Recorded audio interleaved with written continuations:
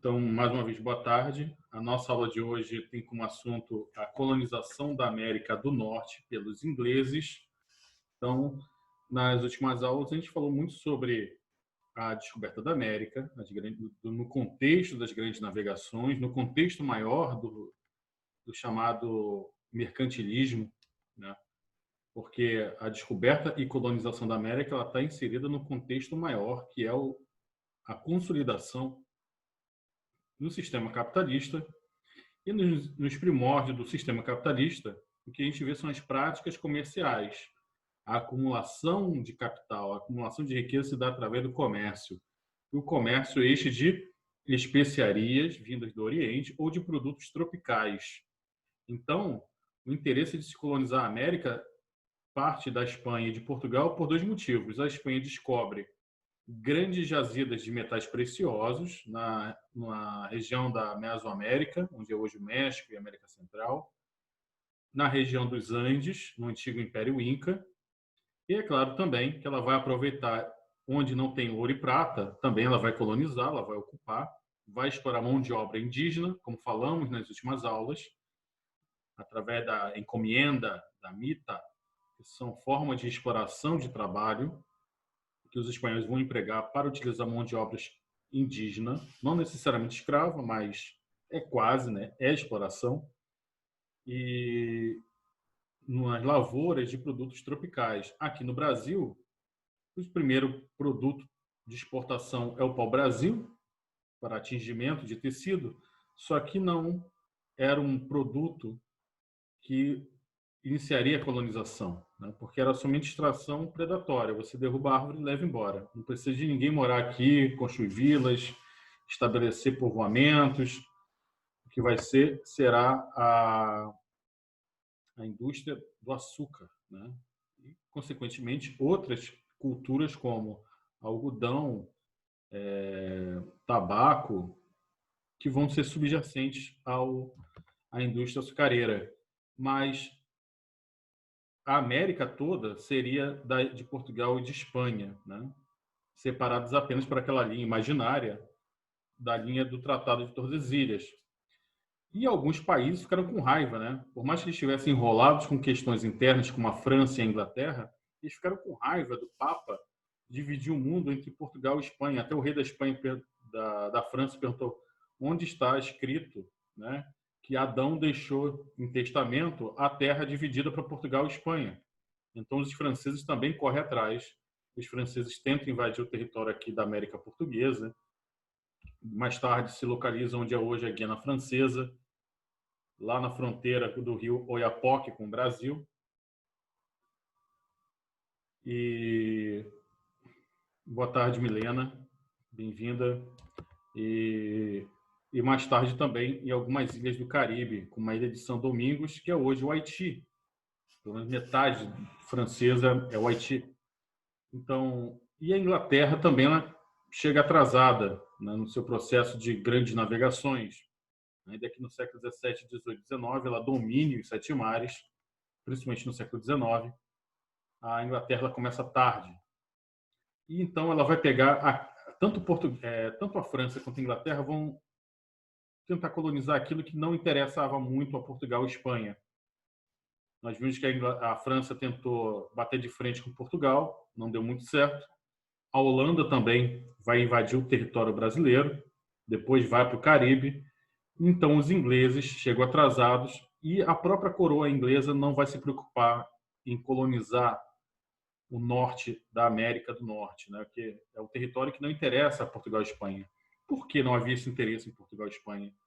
Porque no contexto do mercantilismo, o interessante para os europeus eram produtos tropicais.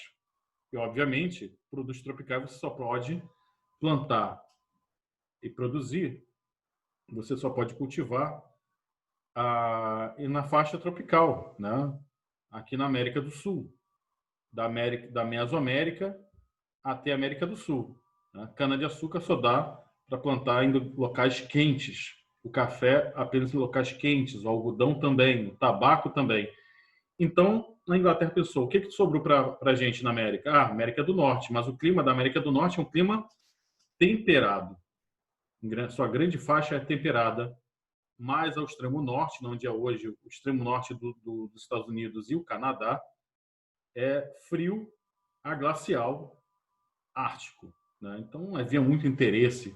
O que se planta na América do Norte se planta na Europa. Então não havia interesse da coroa inglesa de colonizar ostensivamente a América do Norte.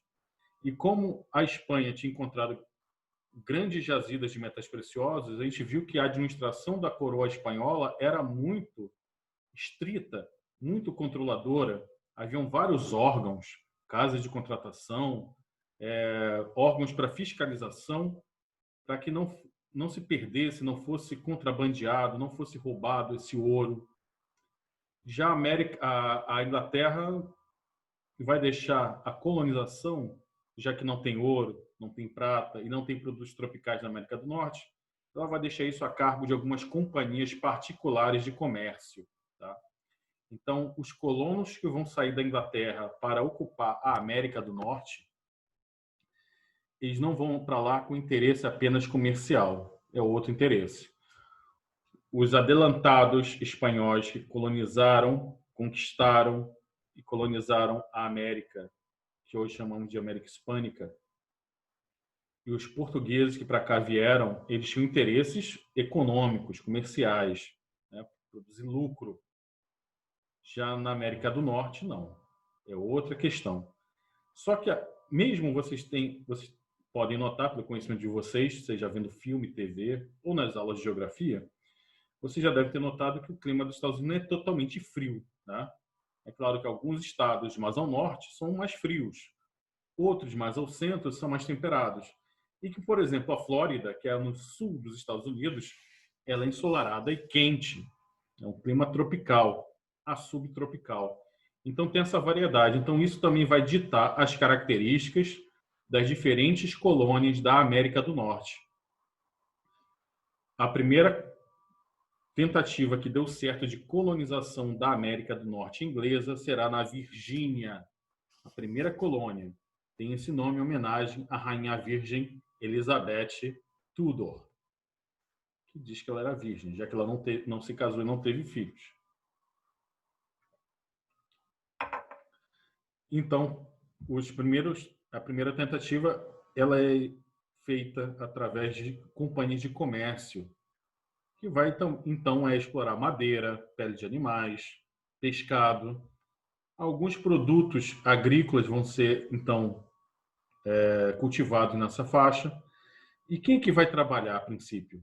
Os primeiros colonos que vão sair da América para lá, quer dizer, da Inglaterra para a América, serão por 3 motivos.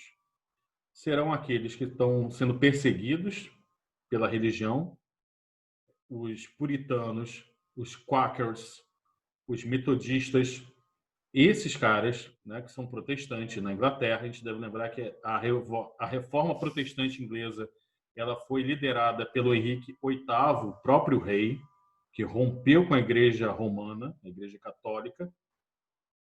E esse rei, então, cria uma nova igreja, que é a Igreja Anglicana, onde o chefe da igreja é o próprio rei. E o rei, então, ele tomava decisões sobre assuntos como, por exemplo, assuntos teológicos. Isso os puritanos não gostavam. Os puritanos eram protestantes que queriam uma religião pura. Por isso o nome puritano, sem questões políticas envolvidas. E eles foram perseguidos pelo rei. Então eles vão sair da Inglaterra e vão migrar para a América, buscando uma terra onde tenha liberdade religiosa, onde eles possam ser livres, exercer sua religião sem se preocupar com o rei. Também, quase na mesma época, ocorreu uma revolução no interior da Inglaterra. A nobreza, donas de terra, começa a entrar em decadência e a burguesia inglesa começa a enriquecer. E a burguesia começa a investir também no campo. E aí, quando a gente estudou sobre feudalismo, a gente falou que durante o feudalismo os feudos eram divididos em terras que eram dos camponeses, né? Os mansos servis, onde os camponeses poderiam cultivar para tirar seu sustento e pagar os impostos, e tinham as terras exclusivas do senhor feudal, o manso senhorial. mas também tinham terras que meio que não eram de ninguém, que eram chamadas terras livres, onde os camponeses poderiam ampliar sua produção agrícola, onde os camponeses poderiam, então, pegar madeira, colher frutos, ou então usar o campo para apacentar suas ovelhas, o seu gado. Mas quando a burguesia começa a investir no interior da Inglaterra, começando a comprar terras, a burguesia começa então a cercar, começa então a proibir a entrada de camponeses nessas terras. Então os camponeses com o tempo vão empobrecendo, vão se endividando, vão perdendo suas terras e são obrigados então a abandonar o campo. Acontece um êxodo rural. E essas pessoas então vão para as cidades, trabalhar nas manufaturas, principalmente de tecido. Curiosamente, a burguesia cercou essas terras num processo chamado de enclosure, cercamento em inglês, justamente para aumentar a criação de ovelhas para sustentar a indústria têxtil. Chegando às cidades, as cidades não estavam preparadas para suportar tanta gente chegando assim ao mesmo tempo. Aumentou o número de desempregados, de pessoas sem casa, sem ter meio de sobrevivência. Então, muitas pessoas viram na migração para a América uma forma de melhorar de vida, porque na América eles teriam, então, terras, teriam trabalho, teria sua própria terra. Como as pessoas eram muito pobres para migrar, não poderiam arcar os custos de uma viagem transatlântica, as companhias de comércio inglesas faziam um trato. A pessoa migrava para a América e trabalhava durante 7 anos, uma espécie de escravo, né? Não recebia nada, apenas para quitar a dívida da viagem. Era a servidão de contrato. Tá? Então, a princípio, não se utiliza a mão de obra escrava nos primeiros anos na América do Norte. Utiliza-se essa servidão de contrato. Havia também casos de pessoas que eram condenadas por crimes na Inglaterra e, ao invés de eles aumentarem as cadeias, as prisões, e aquelas pessoas que não seriam executadas por enforcamento, né, porque às vezes o crime não era tão grave assim, eram então destinadas ao degredo. Elas eram exiladas na América. Então ela cumpria uma pena de 7 anos trabalhando como servo de contrato, como se fosse um escravo, durante 7 anos. E depois que acabava, o cara era livre para tomar sua vida, ou voltar para a Inglaterra, ou continuar na América, trabalhando lá também nas lavouras. Então, gente, mas só que isso é nas colônias do norte e do centro, tá? Porque, assim, aqui na América Espanhola, você teve vários vice-reinados, né? Vice-reinado de Nova Granada, vice-reinado de Nova Espanha, vice-reinado do Rio da Prata, de Nova Granada, coisa e tal. Né? Cada região tinha um governante, um vice-rei, que era escolhido pelo próprio rei da Espanha. Já aqui, a gente está falando da América do Norte, cada regiãozinha vai ser uma colônia independente uma das outras e com uma certa tolerância, que eles vão chamar de tolerância salutar, da Inglaterra, porque a Inglaterra não vai se meter em assuntos internos dessas colônias, como governo, impostos. Ela, no começo, ela não vai ligar. Vai deixar os colonos da América do Norte livres, leves e soltos, para tomar suas próprias decisões e agir da melhor maneira que eles achassem que fosse necessário. Tá? Ao contrário do Brasil, que também você tinha um governador geral escolhido por Portugal. Então, todo o Brasil era uma colônia só de Portugal. Já na América do Norte, você tem 13 colônias. Se vocês pegarem a bandeira dos Estados Unidos, vocês vão ver que tem 13 faixas vermelhas e brancas se alternando. Essas 13 faixas da bandeira americana representam as 13 colônias originais que vão dar origem mais tarde aos Estados Unidos. Tá? É claro, e cada estrelinha no fundo azul simboliza o Estado americano. Então, a gente não está falando de Estados Unidos ainda, tá? E sim das 13 colônias, mas essas 13 colônias virarão futuros 13 estados dos Estados Unidos, quando se tornarem independentes da Inglaterra. Mas esse é papo mais adiante. Então, então nós temos as colônias do norte, Massachusetts, Nova Jersey, Connecticut, o Maine. essas 13 colônias, Nova York, essas 13 colônias, então, do norte e centro, elas utilizarão mão de obra livre ou familiar, ou aquilo que eu falei para vocês, que era o servidão de contrato, mas a produção agrícola ela é bem variada, porque é para consumo interno, então aveia, trigo, milho, arroz, legumes, criação de animais, tudo voltado para o consumo da própria família, para o consumo da região e para o mercado interno. E isso também vai alimentar as primeiras manufaturas, primeiras oficinas que vão utilizar mão de obra artesanal para produzir tecido, utensílios domésticos, móveis.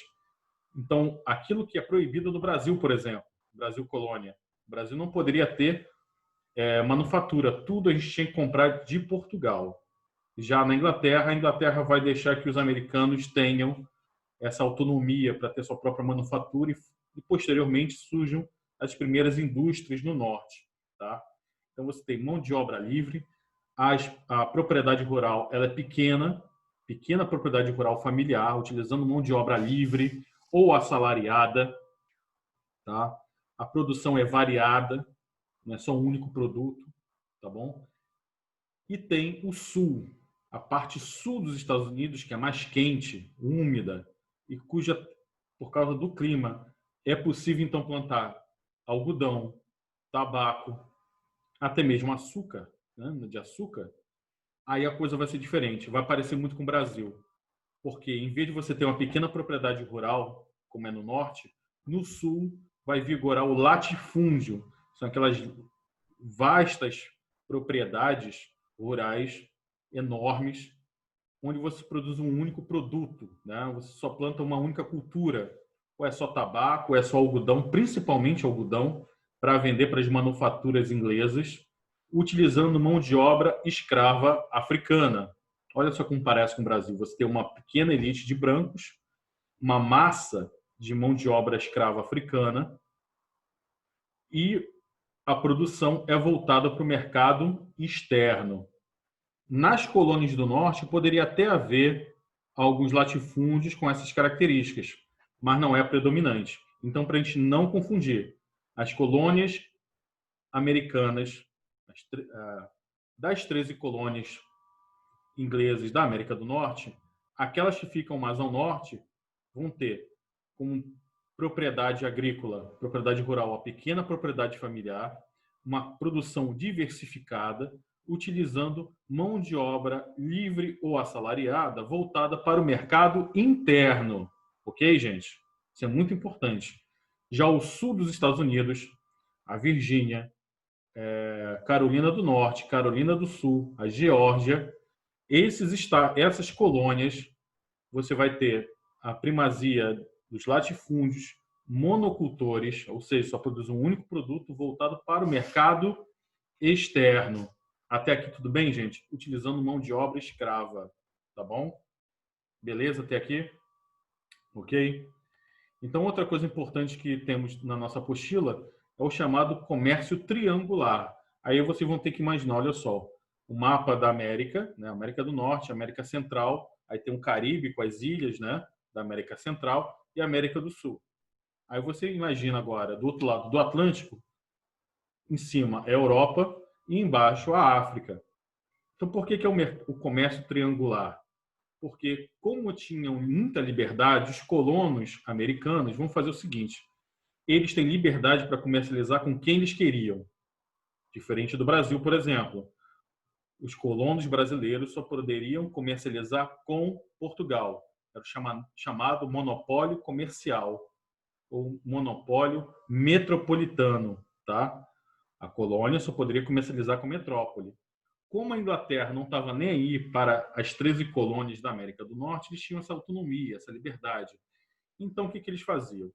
Os colonos americanos, brancos, é claro, compravam açúcar das Antilhas, ou seja, das ilhas do Caribe, poderiam ser ilhas francesas, ilhas holandesas, espanholas ou até mesmo inglesas, desde que apresentasse o melhor preço para eles. Eles compravam o açúcar, transformavam o açúcar ou o melaço, para quem não sabe, é o mel produzido a partir do açúcar, uma espécie de mel. Desse mel, então, eles transformavam em rum, que é uma aguardente, diferente da cachaça. Ambos vêm da cana-de-açúcar, só que o processo é diferente. O rum, apesar de ser muito forte, ele é mais adocicado, com um aroma mais suave do que, por exemplo, a cachaça. Então, os caras produziam esse rum, levavam para a África e trocavam por escravos. Eles pegavam essas pessoas escravizadas, vendiam para as ilhas produtoras de açúcar do Caribe, ganhavam um lucro com isso, ou então vendiam esses escravos para também as lavouras as lavouras da Geórgia, da Carolina do Norte, da Virgínia. Então virava um triângulo que ligava América, África e Caribe, né? Um verdadeiro triângulo. Tá? Vocês estão conseguindo visualizar esse triângulo aqui com a mente de vocês? Então, ó, América, colônia americana, produzia então o rum. Esse rum era trocado por mão de obra escrava na África. Esses escravos africanos eram revendidos nas ilhas do Caribe para produzir mais açúcar. Esse açúcar produzido por eles ia para a América do Norte, era produzido o rum e assim fazia esse triângulo, né? Beleza, gente? Então, o que mais podemos falar sobre? Acho que é o suficiente. Temos a relação dos indígenas é muito ruim entre os colonos. Os primeiros colonos ingleses a chegar na América são chamados de pais peregrinos, porque eles vão fugir da perseguição religiosa, são em sua maioria puritanos. Através de um navio chamado Mayflower, eles vão então fazer um pacto de que, a partir do momento que eles chegassem na América, eles todos se uniriam para construir uma nova vida, uma nova sociedade. Uma sociedade onde todos seriam iguais. Aqueles preconceitos de classe lá da Inglaterra, onde você tem burgueses, nobres, clérigos, camponeses, isso ia acabar. Não importasse se o cara era um nobre na Inglaterra, se o cara era um rico burguês na Inglaterra, se ele era um sapateiro, um humilde camponês. Todos seriam, então, a partir dali, iguais, todos trabalhariam para construir uma nova sociedade.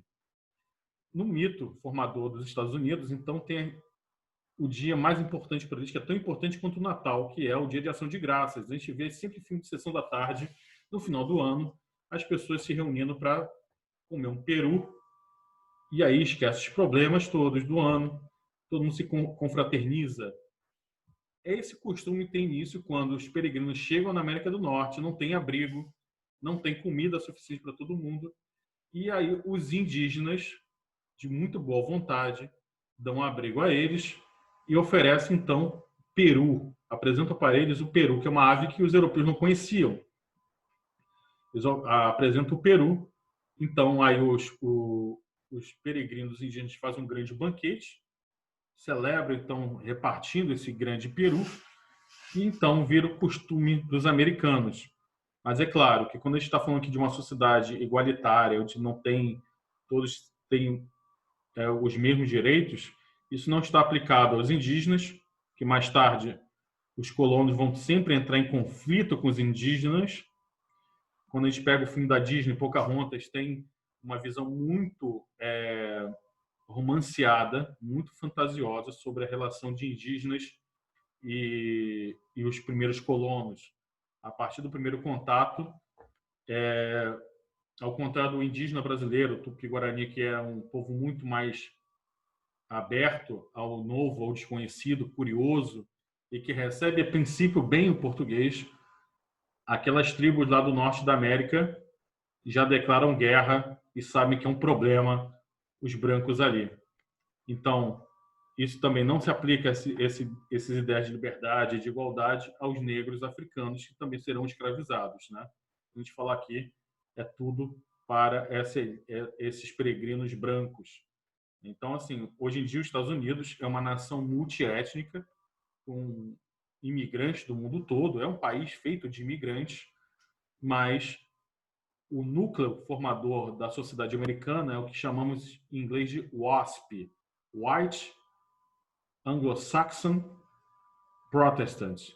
Então, são os primeiros pais peregrinos, que eram brancos, anglo-saxões, ou seja, ingleses e protestantes, para diferenciar dos outros imigrantes que virão, latinos, chineses, judeus, italianos, poloneses, russos, e hoje em dia até mesmo brasileiros, sul-americanos, árabes. Não, o americano mesmo se considera isso, branco, de origem inglesa e protestante. Tá bom, gente? Alguma dúvida até aqui? Algum comentário? É muito importante que vocês tragam um comentário, porque se você não tem dúvidas, significa que talvez não estejam aprendendo da maneira correta, tá? Bom, gente, mas muito obrigado pela atenção de vocês. Não saiam ainda, por favor.